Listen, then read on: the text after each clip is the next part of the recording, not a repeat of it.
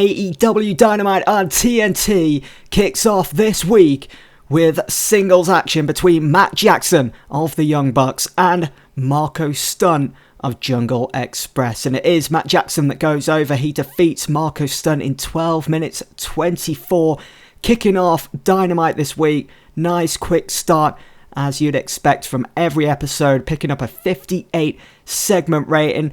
And I've got to be happy with that. You know, Matt Jackson, not really a singles competitor, but just showing that he can do a bit of both, really. And that is his first singles match that he's had in this series. So going up against Marco Stunt, he was always going to go over as we lead into our next segment. After the match, Matt Jackson and Nick Jackson, who was at ringside for the match, stand in the ring as they watch Jurassic Express leave. There was a bit of tension between the two teams over recent weeks. They shrug with a slight smirk. Then SCU's music hits. Out come Frankie Kazarian and Scorpio Sky with Daniels as they confront the Young Bucks in the ring. And Scorpio Sky says, "We've been thinking a lot since our last match here on Dynamite. We've been talking a lot also. So much so your buddy Tony Khan overheard. He was impressed. That match has been called the best match in AEW. He wants to see a rematch, but this time not just your typical traditional tag team match.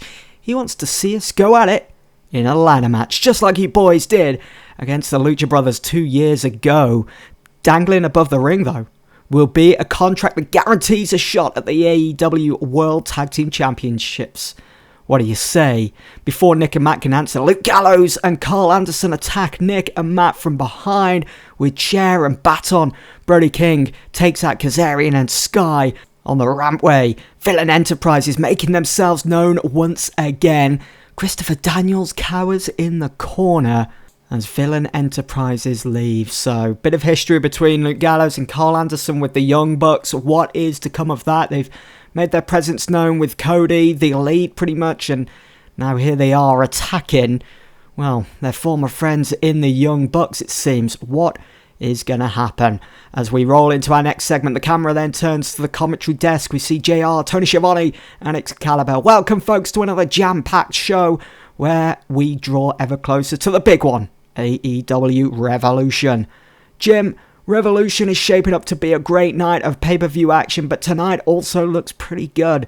After being brutally attacked by Pac a few weeks ago, we'll be checking in on our AEW World Champion Jon Moxley a bit later tonight. And that's not all. This Villain Enterprises problem for Cody and the Elite doesn't seem to be going away anytime soon. Plus, Shinsuke Nakamura, AEW's latest signing, debuts tonight in the main event. And Dr. Britt Baker is also in action. She wants to prove why she deserves that title match against Toni Storm at Revolution, and what better way than beating decorated veteran Mickie James. I'm going to have to stop you there, gentlemen, as there is a commotion backstage. Let's go. So we get a 55 rating for that in front of 7,968 fans here at the Charles Carr Arena. But before we get into that next segment, here is what to expect in the episode. MJF steps into the ring for action tonight. Also, just announced, Mickie James will face Dr. Britt Baker. Does she deserve a chance at the women's title? We'll wait and see. But how about this one? The Hardys teaming up once again here on Dynamite. And tonight's main event will feature Shinsuke Nakamura. It's his in-ring debut, one not to be missed. So backstage, we see both Trent Beretta and Chuck Taylor shouting and pushing refs and security to try and get at Miro and Kip Sabian. Penelope Ford watches on from a distance. Miro stands stock still, emotionless, as Kip stands behind laughing at best friends who aren't happy after what Kip and Miro did to their friend Orange Cassidy, the TNT champion, last week. After a minute or so, order is restored and security usher the best friends away from the scene. So we're kind of touching on what's been happening between these two teams in real life. It's starting to come together nicely in real life, the story actually, and hopefully I can do it justice, maybe add a few different things here and there. We'll have to wait and see. Our next match of the evening, though, is Britt Baker against Mickie James. And it is Britt Baker that comes out on top against Mickie James in a 53 segment rated match. And I've really gone against it here because when I was booking this, Mickie James was not happy about the outcome, and she's not going to be happy the fact that we've gone ahead with it. But we had to put Britt Baker over somehow. She's wanting that women's title, and what a way to really solidify herself as the number one contender potentially for Toni Storm's title by beating someone like Mickie James. Well, anyway, after the match, Toni Storm comes out and stands at the top of the entranceway with her AEW women's title around her waist and mic in hand. And she goes on to say, "You're a mouthy little bitch, aren't you, Britt? I need to let you in on a little secret, though. I've been doing this a lot longer than you have, darling. You call me a sports entertainer? So what? By being that, it opened up so many doors. It allowed me to travel the world, to see places I never thought I'd be able to see. I've won titles across this globe, whilst you were sat in some classroom learning how to clean teeth. You know what? I'll grant you a title shot, not because you deserve one, but because I want to knock your teeth out. You know what? The last thing, I'm going to do that now." Toni Storm drops the mic, takes off a title and races to the ring.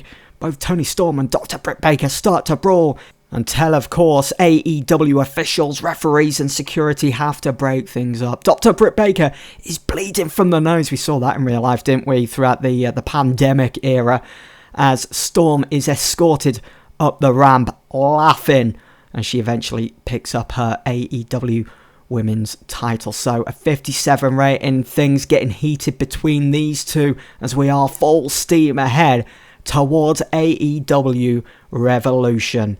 All things pointing towards a women's title match between these two at the moment, certainly.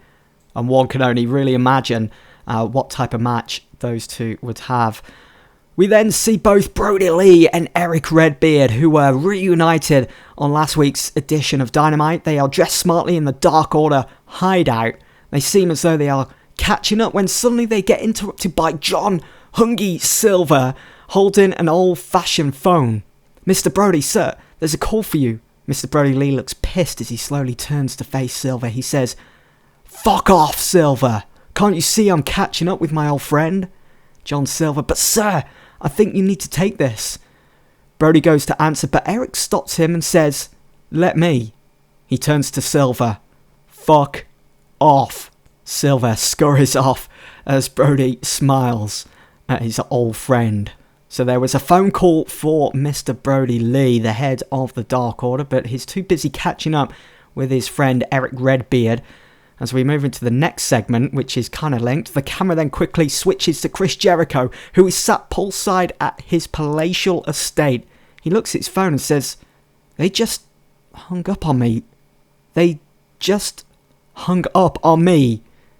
He throws his phone into the pool, gets up from his deck chair, adjusts himself, and walks off, looking furious.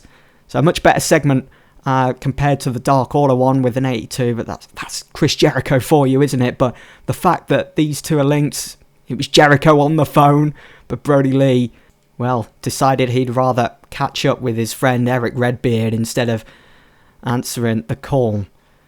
MJF is dressed, ready to compete, and Wardlow are seen walking backstage towards the entranceway when they are stopped in their tracks by the bastard Pac. They stare each other down when eventually MJF says, "Wardlow, do your job." Wardlow just stands in front of MJF as Pac says, "Hey Maxie boy, see you around, huh?" He walks off. As MJF proceeds to walk towards the entranceway, Wardlow stops him and says, "Max, we need to talk about my contract." MJF replies, "Not now, War Dog. Can't you see I'm about to have a match?" Wardlow shrugs as MJF's music hits. We get 73 with this confrontation with Pac, who's really making a bastard of himself lately, attacking the likes of the world champion Jon Moxley, Kenny Omega, who hasn't been seen for a while, and now it seems as though he's maybe setting his sights on MJF, who's still kind of on the fringes, maybe a little opening here and there for MJF to sneak back in and get a title shot. We'll have to wait and see. But MJF's match is a decent match, and it's MJF that goes over Matthew Justice in 11:53 after using a foreign object. That would, of course, be the Dynamite diamond doesn't ring, with a bit of help from Wardlow, who was, of course, at ringside. MJF, with an in-ring performance of 68, got 66 rating, which really isn't that bad at all. Matthew Justice has a lot of potential, a lot to give this business, and you'll definitely be seeing him as the series goes on. The announcing quality did lift this match. After the match, MJF calls for a mic and says, cut my music and listen. I gotta admit, this bastard Pac and his triangle jerk making a real name for themselves. I admire them for that, but what I don't admire is when they get in my face. By all means, carry on, Pac, but it won't end the way you envisage. Just take that as a simple little warning. Don't ever approach me again. MJF throws the mic and exits the ring with Wardlow in tow. So we get 69 rating for that. Again, not too fussed by these type of segment ratings getting, in the 60s or maybe even below that. It's the matches we got to be focusing on. And at the moment, I feel as though we're doing okay with that for this show so far. As we roll into our next segment, then the camera then switches to the commentary desk once more as JR goes on to say, ladies and gentlemen, it's been too long, but finally, AEW are happy to announce the return of AEW Dark. It will be returning better than ever, and that first episode back will not be one to miss. Now let's go to Renee, who stands by with Cody. So the next episode of Dark will be on TNT, so we're finally moving away from YouTube. Anyway, backstage, Renee knocks on the Elite dressing room door and Cody answers. Cody, last week, Shinsuke Nakamura was announced as AEW's latest signing, and tonight he makes his debut in the main event. Any word on who against? Last week, Renee, last week was supposed to be a joyous moment. All eyes were on that press conference, and who decides to ruin the party? None other than Villain Enterprises. Me and Tony spoke to Shinsuke after that, and he seemed a little annoyed. He saw it as almost an attack on him also. He wants to make that right. He wants Brody King, and he's got it because Tony has just this second booked it. Well, there we have it. Tonight's main event. We'll see Shinsuke Nakamura debut here on Dynamite against Brody King. Back to you, gentlemen. So a great 78 segment rating between Renee and Cody here, as he's just announced that Tony Khan has booked Shinsuke Nakamura against Brody King in the main event. We already knew Shinsuke was going to be making his in-ring debut, but what a match, what a first match for Shinsuke as he looks to exact a bit of revenge on Brody King. A quick vignette plays showing a limo pulling up outside of a lavish looking bar / nightclub, and out steps ACH, Isaiah Cassidy and Mark Quinn, decked out in their finest clothes. ACH turns to them and says, I got someone who I want you to meet. He's going to help us. Bodyguards on the door peel back the robe, the velvet robe, as they pass those waiting in line. So who could this mysterious person that ACH wants Private Party to meet? All seems to be coming together just nicely. I'm really excited for this story, and I hope you guys are too. As there's a bit of a friendship developing here between ACH, Isaiah, and Mark Quinn. We get a 55 rating for that. As we move into our next match, it's tag team action. It's the Hardys against the Butcher and the Blade. And in about that, had decent reaction from the crowd, but subpar wrestling. It's the Hardys that go over after 11 minutes 53. It was Jeff Hardy that got the pin by pinning the Butcher with a quick cradle. So no swanton bomb here for Jeff Hardy just yet. Jeff Hardy, the better performer. The Blades, wow, a 35. Expect better from the Blades. In real life, I'd probably put the Blade slightly above the Butcher in terms of in-ring performances, only because I think the Blade has been in the business a bit longer than the Butcher, so he's got a bit more experience than Andy Williams. But it's great to see Andy Williams doing fantastic here in this save. But anyway, after the match, Lance Archer and Jake Roberts were seen sitting in the audience calmly throughout the Hardys match, After they both stand up, Jake begins to walk away, but Archer has other ideas. He climbs over the barricade and storms the ring. He attacks both Matt and Jeff Hardy.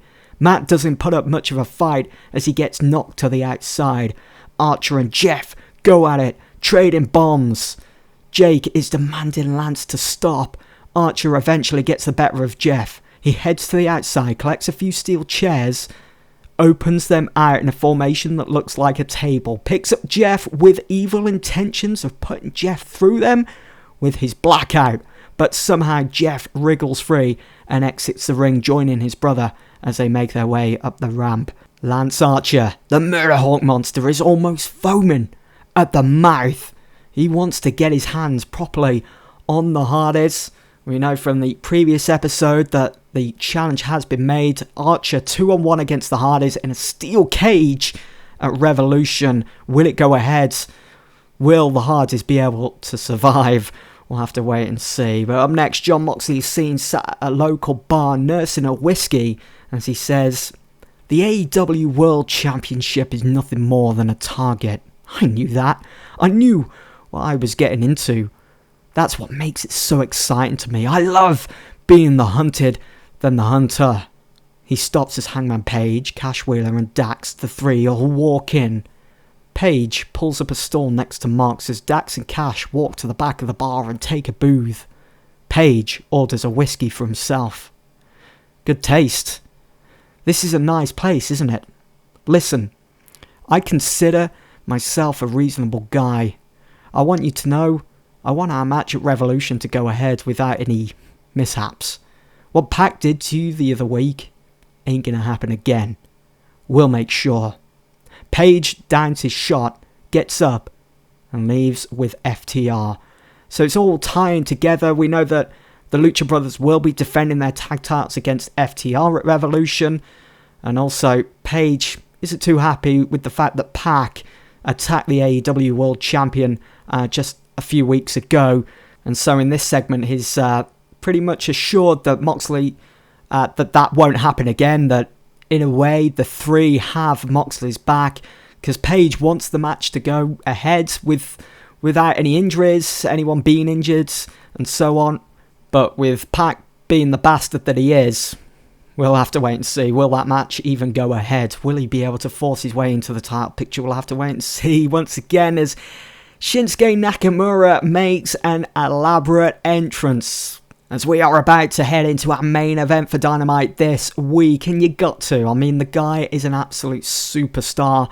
Shinsuke Nakamura getting a bonus for high morale. Yay, only got 62, but I'm not too fussed. You've got to have a bit of an elaborate entrance for this one, haven't you? In a bout that had great heat and decent wrestling, Shinsuke Nakamura drew with Brody King in 18 minutes when the time limit expired. I did put it up to 20 because obviously with the main event, it would have been a 20-minute time limit as always with Dynamite for singles matches. Why it's saying 18, I'm not sure. But there we go. So Nakamura's debut ends in a draw. So he's yet to pick up a win, yet to lose. Great in-ring performance with a 65. Brody King doing brilliant as well. It's nice to see him getting, a 72. He's a great worker. If you ever watch any of his matches online, you can catch a few highlights anyway. It's all around a great worker inside the ring. But that is not all. We're not going to end Dynamite with just this match, because after the match, Shinsuke and Brody King continue to fight. Luke Gallows and Carl Anderson, who we saw at the start of the show, look to end it as well, eventually join in the fray. It becomes a 3-on-1 beatdown on AEW's latest signing. The numbers game catching up. Cody then comes out, races out to try and level things. Brody, Gallows and Anderson exit the ring and make their way up the ramp. Brody has a mic. It's a bit of out of breath, but still manages to say, "Cody, we're far from done. Did you really think that by beating Marty, this was done? You couldn't be more wrong. This is just the beginning, because we have our new leader."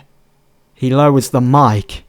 As Cult of Personality plays, the crowd go wild as CM Punk walks out the top of the entranceway. He stands in front of Brody King, Luke Gallows and Carl Anderson. He takes the mic off Brody and says, "Did you miss me, Cody? 'Cause I sure missed you.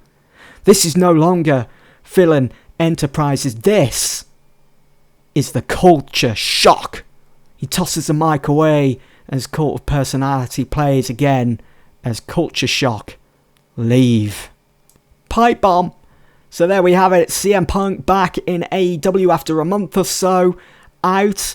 And he is now the new leader of the formerly known Villain Enterprises. It is Culture Shock. CM Punk, Luke Gallows, Carl Anderson, Brody King.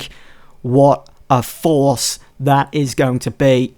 Certainly an interesting dynamic now. How are the Elite going to be able to overcome this after, well, the Elite not looking as strong as they used to, especially at the start of this series. They're not looking as the unit as they used to. And there's quite a few different interesting dynamics in there. Different twists and turns and angles. You know, former friends against one another with Brody King, Luke Gallows and Carl Anderson. CM Punk as well, who I believe is friends with the likes of Luke Gallows and Carl Anderson also. So a few different routes that we can take this down. I know there's quite a lot of factions that we already have in AEW, but that seems to be the way. It's quite an exciting dynamic also, as this week's edition of Dynamite scores a 73. I felt this show was just slightly better than last week's, which did score a better rating. But 73, still pretty respectable considering we're only on TNT now and Fight TV. We're not even shown in the UK anymore, and you can see that we would have gained popularity in 3 Canadian regions, but we're starting to outgrow ourselves there. But no TV company is taking us on at the moment after ITV4 dropped us. So it's a bit difficult. We're just going to have to keep muscling through it, as I keep saying at the end of every episode. But anyway, let's go and see how we've done with ratings. So we scored overall a 1.5 TV rating with a total of 1.1 million viewers tuning in over on TNT. It just looks so bare, doesn't it? It's just TNT and TSN2 that we're on then. So not even on Fight TV. Although we should be. Not sure why it's not showing up there. But 814,000 on TNT. Still, I mean, in real life, that's what AEW is scoring anyway. Or around that mark. Let's see how NXT have done then this week. So yeah, as expected, NXT, they're always going to beat us at the moment until we can start negotiating with broadcasters again. They're going to beat us with the amount of viewers, but in show rating, we beat them again this week. So at the moment, I'm just running with the idea of quality over quantity, would you say? We've got to focus on that quality side of things for the time being. But anyway, that is it for this edition of AEW Dynamite. Hope you guys have enjoyed. I'll see you all soon for the next one. Thanks for watching.